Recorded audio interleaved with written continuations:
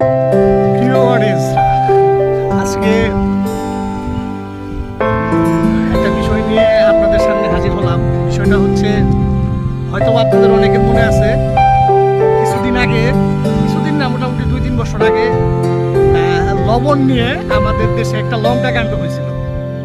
আমি কিন্তু আসলে কোনো রাজনীতির বিষয়ে নিয়ে কথা বলতেছি না, আমাদের বিষয় নিয়ে, আমরা যে বাঙালি, আমাদের বিষয় নিয়ে একটা কথা বলার জন্য আসলাম। সেটা হচ্ছে 2 বছর আগে বা 3 বছর হবে, লবণ নিয়ে একটা বিষয় আমাদের বাংলাদেশে হই হুল্লোড় কাণ্ড হয়েছিল। আমরা এমনই একজন মানুষ যেই দেশে আমাদের হাজার হাজার মেট্রিক টন লবণ উৎপাদন হয়, সেইখানে কে বা কারা একটা গুজব ছড়ে লবণ নিয়ে বিভিন্ন নাটক করে গেছে। যাই হোক, এখন আসছে তেল নিয়ে। আরে ভাই, বিশ্ববাজারের দিকে তো তাকানো হয়, বিশ্বের দিকে তাকানো হয়।